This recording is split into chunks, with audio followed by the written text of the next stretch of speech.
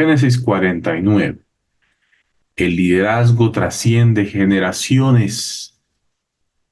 Lo que estamos haciendo hoy trasciende, no solamente para mañana o para pasado o para el próximo año, va a trascender en las siguientes generaciones. Nuestros hijos y los hijos de nuestros hijos y así sucesivamente se van a ver afectados por lo que estamos haciendo con nuestro liderazgo hoy. Eso nos enseña el capítulo 49 y es bien enfático en mostrarnos cómo cada hijo de Jacob tuvo una trascendencia determinante en su descendencia. Aquí, en este momento, en este capítulo, muchas personas se van a ver afectadas por las decisiones que tomaron los patriarcas y los padres de cada tribu. Es importante para nosotros ya empezar reflexionando en eso. ¿Qué estoy haciendo hoy día? Va a trascender. Mis decisiones de liderazgo van a trascender generaciones. Y vamos recordando, ¿no? Para entrar en contexto, recordemos qué pasó en Génesis 48. Capítulo anterior, Jacob ya se dio cuenta que iba a morir.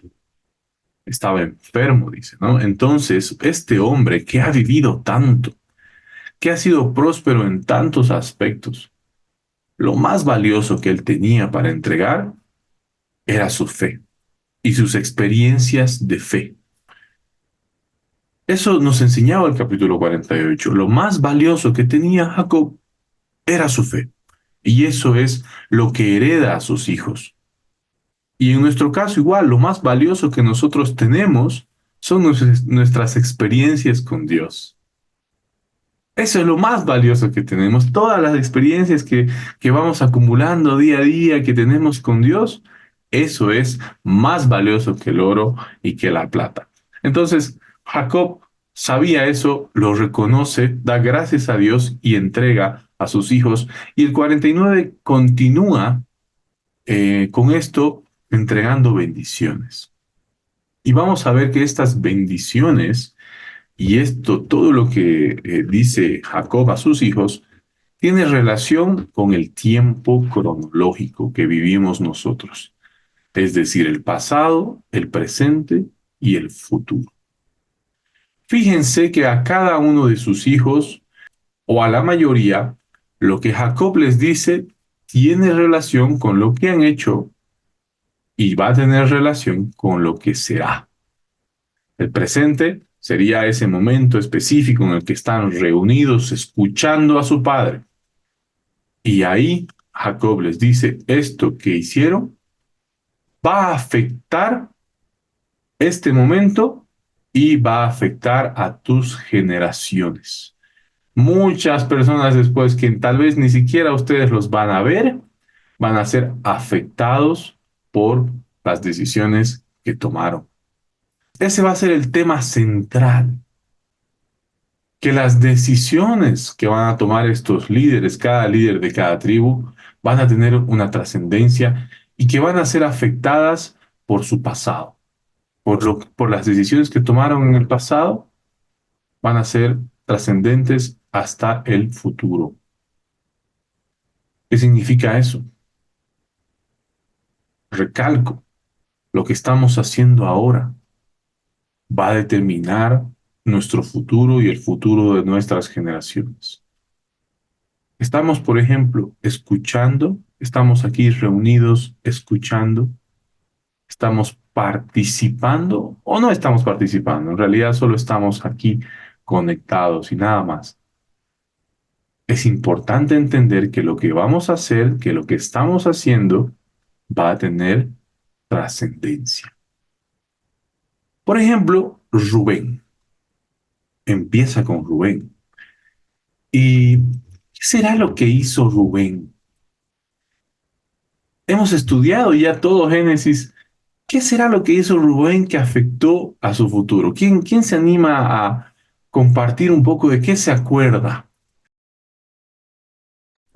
Él cometió muchos errores. Bueno, un error más grave que su papá nombra es que se acostó con su esposa. Deshonró. Eso dijo su papá. Muy bien, gracias, hermana Daisy. Así es. Veamos lo que dice. Dice, Rubén, tú eres mi primogénito, mi fortaleza, el principio de mi vigor, principal en dignidad y principal en poder, pero impetuoso como las aguas, no serás el principal. Al decir impetuoso como las aguas, es una forma de decir que era una persona impulsiva. Era una persona que no podía controlar sus instintos, no tenía dominio propio, entonces hacía lo que le parecía que era su deseo en ese momento. Era alguien impetuoso que no tenía control. Y a pesar de que tenía mucho potencial, ¿no? Le dice, tú eres el principio de mi vigor.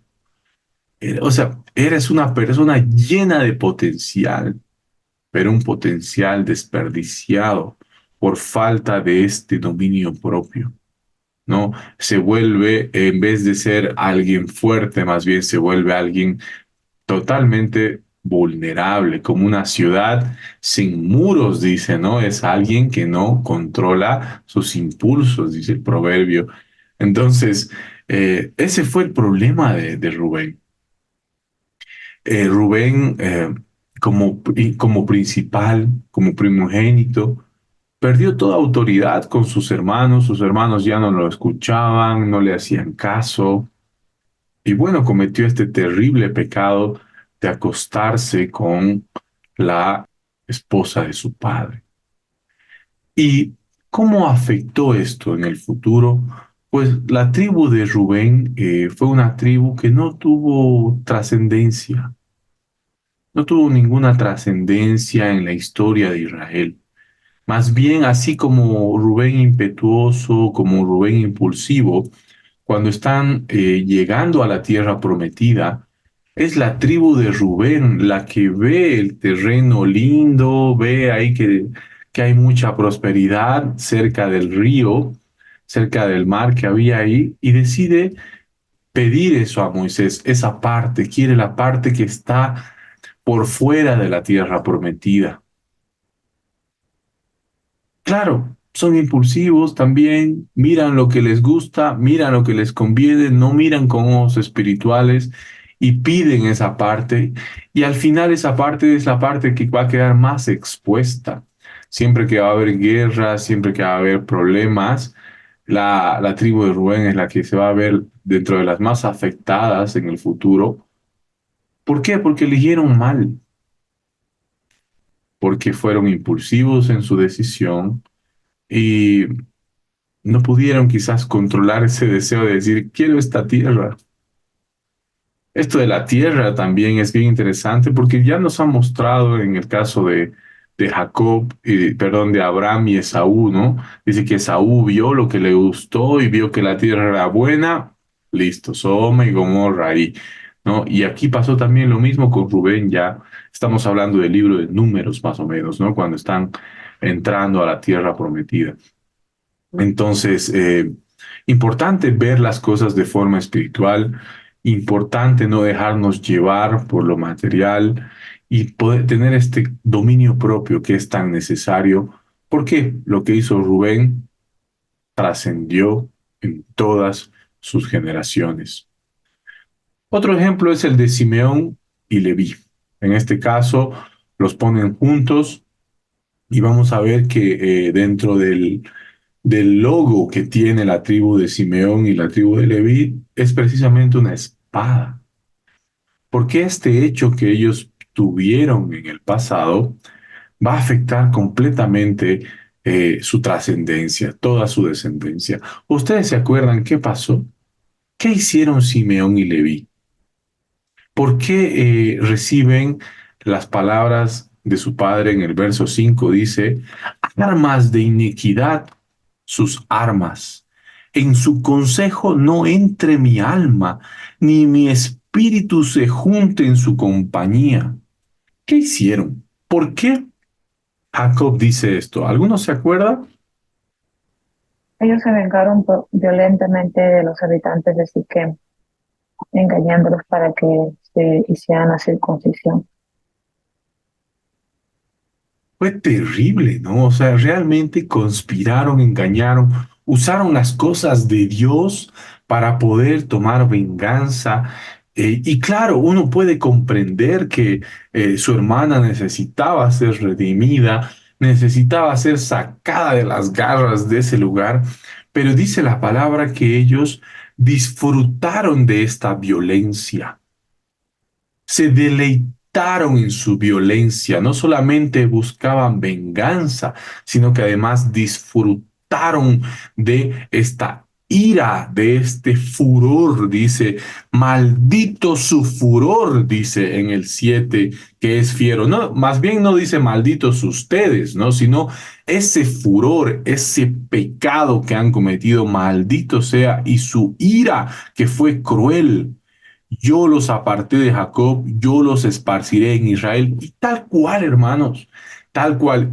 Así fue la tribu de Simeón, progresivamente fue absorbida por la tribu de Judá y la tribu de Leví, que cómo es tan lindo, ¿no? Fue redimida por la decisión que tomaron después, que ahora vamos a profundizar un poco en eso, pero igual fue dispersada, porque la tribu de Leví no recibió una tierra específica.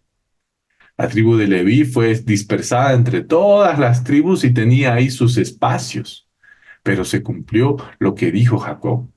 Y fue redimida así porque cuando estaban adorando este toro de oro, es la tribu de Leví la que al final dice, ¿qué van a hacer ustedes? Dice Moisés, ¿van a adorar o no van a adorar a Dios? ¿A quién van a adorar?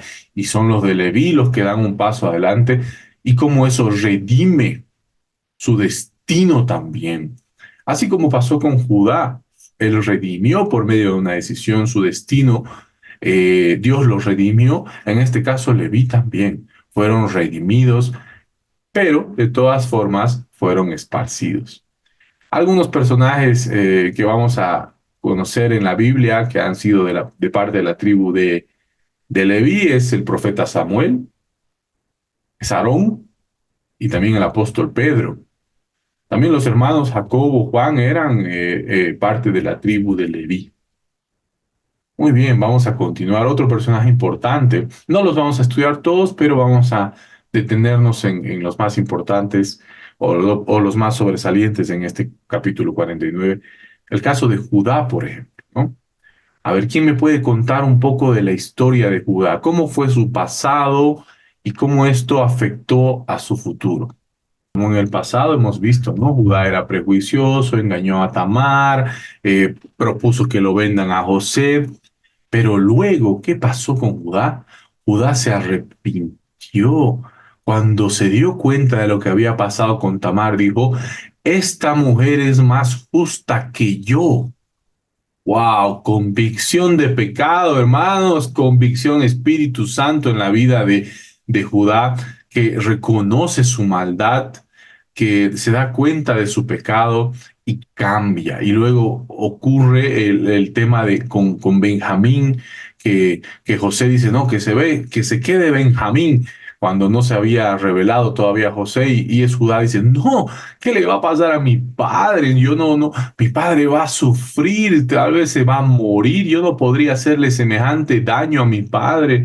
Eh, yo me voy a quedar, tómame a mí, intercede por Benjamín, ¿no? Y se pone en el lugar, así como Jesús lo hizo en el futuro, se puso en nuestro lugar. Judá es el primer ejemplo de ponerse en el lugar, ¿no? De interceder. Y bueno, eso hace que reciba tremenda bendición de parte de su padre. Vamos a leer un poco porque es hermoso lo que recibe Judá. Dice, te alabarán tus hermanos, porque Judá precisamente eso significa alabanza. Tu, tu mano en la cerviz de tus enemigos, los hijos de tu padre se inclinarán a ti, cachorro de león, Judá. de la presa subiste, hijo mío. Esto de la presa subiste significa que el cachorro del león, cuando recibía el alimento, constantemente crecía. El tema de que sea un león, el tema de que es un león que recibe alimento constante, representa esto, el crecimiento constante que tiene eh, Judá. Y así fue como la vida de Judá, así también la de su descendencia, ¿no? De un crecimiento constante. Se echó como león, dice, ¿no? Así como león viejo, ¿quién lo despertará? Empieza cachorro, luego dice que es un león viejo y que está tranquilo, que ha comido y está satisfecho. Es este león que no necesita estar alerta, que simplemente su presencia se impone, ¿no? Que su presencia es imponente y todos los demás, sin necesidad de que ruja el león, ya saben que no tienen que molestarlo. No será quitado el cetro de Judá, ni el legislador de entre sus pies. Está hablando ya de David, que recibe el cetro, y luego ya pues de Jesús. No será quitado hasta que venga Silo, y a él se congregarán los pueblos. Atado a la vid su pollino, y a la cepa el hijo de su asna. Lavó en el vino su vestido. Miren, lavó en el vino su vestido. ¿Qué significa esto de lavó en el vino su vestido? Esto es, el vino representa el gozo, ¿no? El vino en el Antiguo Testamento simboliza el gozo y dice su vestido, es decir, un cambio de vestiduras por el vino. Se lava la ropa en agua, pero aquí fue lavada en vino, dice ese vestido, unas nuevas vestiduras de gozo. Y en la sangre de uvas su manto, sus ojos rojos del vino, un montón de gozo, y sus dientes blancos de la leche. La leche simbolizaba la abundancia, ¿no? Cuando habla de la tierra donde fluye leche y miel, ¿no? Entonces, habla de una descendencia de abundancia, donde va a haber mucho gozo, mucha prosperidad. Y eso es lo que precisamente representa Jesús, ¿no? Jesús representa al Dios suficiente. Jesús es Dios, es el Dios abundante. Y, y llevaréis mucho fruto, porque en la abundancia de fruto se glorifica el Padre, ¿no? Entonces, nos va mostrando cómo las decisiones que tomó en ese momento Judá afectaron a las siguientes generaciones, a toda su descendencia. Tenemos a David, a Salomón y a Jesús, que eran parte de la tribu de Judá. José, otro sobresaliente. ¿Quién me puede contar un poco, así un breve resumen de qué le queda de la historia de José? ¿Qué cosas hizo en su pasado que afectó a todo su futuro? En el caso de José, su futuro, él recibe doble porción. ¿Por qué? Porque va a ser representado por Manasés y por Efraín, y cada uno va a recibir una porción de tierra. Entonces José en realidad recibe dos porciones de tierra. Pero ¿qué hizo? ¿Qué pasó? ¿Por qué José y toda su descendencia fueron afectadas por las decisiones de José? ¿Qué se acuerdan? ¿Qué me pueden contar de José? Wow, toda la vida de José nos ha enseñado esa obediencia, ese liderazgo que hemos estudiado también a través de las circunstancias del sufrimiento, su visión, su identidad. Creo que nos ha enseñado mucho José, y también creo que por eso tuvo doble bendición, porque como dice, ha sembrado bien, ha sembrado mucha paciencia, ha sembrado humildad, y está cosechando doble bendición. Me gusta mucho la bendición que le hace su papá, porque le dice: tus ramas sobrepasarán las murallas y serás bendición para todos los que estén a tu alrededor. Es lo que le ha pasado en toda su vida, ¿no? Ha sido bendición en la cárcel, bendición en el palacio, bendición para su pueblo. O sea, es muy, muy bonito lo que Dios nos enseña a través de José, pero también ha sido sufrimiento como una semillita, ¿no? Que ha sido enterrada en lo oscuro, ha sabido ahí quedarse tal vez germinando, pero ha dado buen fruto y su futuro es muy bueno igual.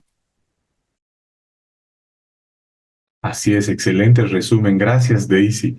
Sí, una característica que ha tenido la vida de José es las dificultades, es la tribulación.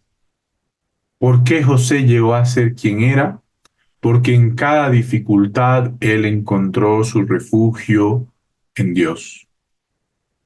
Como bien decías, serán ramas que atraviesan los muros. Esto representa esta capacidad de pasar por los obstáculos, de que no hay muros que lo puedan frenar o detener, sino más bien que él va por encima. Vean el versículo 23, dice, los arqueros lo atacaron sin piedad, le tiraron flechas, lo hostigaron, pero su arco se mantuvo firme porque sus brazos son fuertes. Es decir, recibió mucho ataque, sí.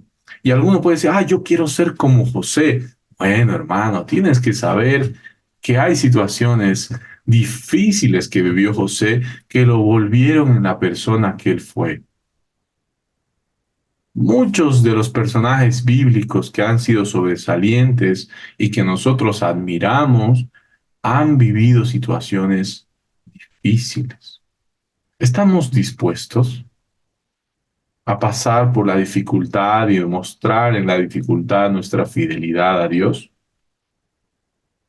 Si es así, hermanos, deben saber que esas decisiones, esa fidelidad a Dios va a tener una trascendencia en todas nuestras generaciones.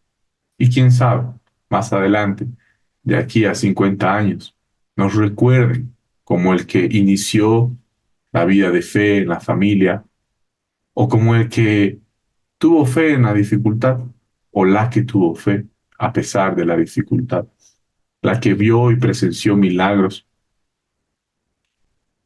Puede ser, pero que vivió dificultades, vivió grandes dificultades. ¿Te acuerdas de la tía no sé quién? Sí, sí, ella, fue difícil, pero siempre confió en Dios. Y así fue la vida de José. Dice, José es un retoño fértil, fértil retoño junto al agua. Siempre fructificó José. En todo momento fructificaba, no importa dónde él estaba, si estaba seco, desierto, lo que sea, fructificaba. ¿Por qué? Salmo 1, aquel que medita en mi palabra día y noche será como un árbol plantado junto a corrientes de agua que da fruto a su tiempo. José, estamos escuchando la vida de José en el Salmo 1, un hombre que siempre estuvo en esas corrientes de agua que representan la palabra de Dios, meditando siempre en su palabra, siempre en su presencia, y eso afectó. Sabemos, según los historiadores, que José, el que fue el esposo de María, desciende de las tribus de José. Bien, continuamos aquí ya un poco respecto a las demás tribus, ya un poco más general. Está Zabulón e Isaacar, que fueron dos tribus que tuvieron mucha relación entre ellas. Es interesante que la tribu de Zabulón fue una tribu que era muy buena para hacer negocios, ¿no? Ellos estaban acentuados en los puertos, entonces eran comerciantes. Y sí, cuando se repartió la tierra, ellos recibieron precisamente los puertos, las partes que estaban más en la zona del mar, la Mediterránea. Entonces, es interesante, ¿por qué? Porque dice que ellos eran muy buenos haciendo dinero, generando ingresos, y la tribu de Isaacar fue una tribu de la que después vinieron escribas y muchos que se dedicaron específicamente ¿cómo es? A transcribir las profecías, a estudiar las profecías, todo lo que Dios hablaba, se dedicaban mucho a lo espiritual. Y estos, los de Isaacar, eran financiados por los de Zabulón. Zabulón se dedicaban al comercio y los otros se dedicaban a las cosas espirituales y juntos hacían un equipo, digamos, ¿no? Luego está la tribu de Dan, que dice que ellos eran los jueces. Y precisamente viene Sansón, ¿no? Sansón fue uno de los jueces, pero también es interesante porque de Dan habla y dice que será como una serpiente, ¿no? Que muerde el talón. Y esta es la misma referencia que se hace a Satanás en capítulo 3 de Génesis. Entonces habla de esta idolatría y tal cual, ¿no? Sansón lo representa muy bien, era un juez de Israel, pero también que se desvió fácilmente hacia la idolatría. Luego está la tribu de Gad, que se los representa como luchadores, están los de Aser, que eran los chefs, y no solamente chefs, porque servían, dice, deleites, sino que ellos se dedicaron mucho a la agricultura, producían alimentos, cosechaban alimentos muy sabrosos y en abundancia y servían así también como los chefs. Está la tribu de Neftalí, que representan a los de alma libre, a los grandes oradores. Barak es uno de ellos, que fue un gran orador que tuvo la tribu de Neftalí. También está Benjamín, ¿no? Conocidos como guerreros, pero no solamente como los de Gad, que resistían la lucha, sino que los de Benjamín eran grandes guerreros que no solamente conquistaban un botín, sino que dice que lo compartían con todos. Era tan grande el botín que, como bien dice los últimos versículos respecto a Benjamín, dice, a la mañana comerás la presa y a la tarde repartirá los despojos. Tal cual, algunos ejemplos es Saúl, ¿no? El apóstol Pablo también, Saúl, el rey Saúl, ¿no? Del Antiguo Testamento, el apóstol Pablo venía de la tribu de Benjamín, la reina Esther también venía de la tribu de Benjamín. Aquí podemos ver en esta imagen cuáles son los logos de cada tribu, ¿no? Ahí vemos Rubén, el puño, Simeón y Leví, la espada, como les había dicho, Judá, el león, Zabulón, la barca, Isaacar, el burro. El burro, por si acaso, hermanos, en el Antiguo Testamento es considerado un animal muy inteligente, muy respetado, muy valorado el burro, ¿no? No es algo como en nuestro contexto, qué burro, ¿no? Más bien en el Antiguo Testamento era considerado como un animal muy inteligente. Luego está ahí, cada uno está, ¿no? Representado en la imagen, como pueden ver en las tribus. Muy bien, y esto es importante respecto a la bendición. Dice que Jacob bendijo a todos sus hijos. Y pareciera que no, porque a ver, a Rubén, ¿cuál bendición le dio? A Simón, a Simeón y a Leví, ¿cuál bendición? Pues la bendición es que ninguno fue rechazado. Todos llegaron a formar parte de la nación de Israel. Y cada uno con su característica. Estaban los guerreros, estaban los chefs, estaban los de alma libre, estaban los que no tenían dominio propio, estaban todos ahí, todos formando una gran nación. Y es que Dios en esta diversidad, ¿no? Es que construye una nación. Y ya nosotros hablando en el Nuevo Testamento hablamos de la iglesia. La iglesia es diversa. No todos somos iguales, no todos pensamos iguales, no todos tenemos los mismos dones. Todos tenemos esta diversidad y en esta diversidad es que se construye la nación. Nadie es rechazado, nadie es más importante que el otro, ¿no? ¿Qué haría, dice, el ojo si no tiene pie? ¿Hacia dónde va a ir? Y el pie sin el ojo tampoco sabe hacia dónde ir. Todos somos importantes y la diversidad es importante en el cuerpo de Cristo. Así que hace referencia a esta bendición de que cada uno cumple una parte importante dentro de esta nación que es Israel. Por eso es que todos fueron bendecidos. Nadie fue rechazado, nadie fue excluido de la familia. Nadie no dijo Jacob, bueno, ahora tú no serás parte de Israel. Como por ejemplo le pasó a Esaú. Esaú no tuvo parte en la descendencia.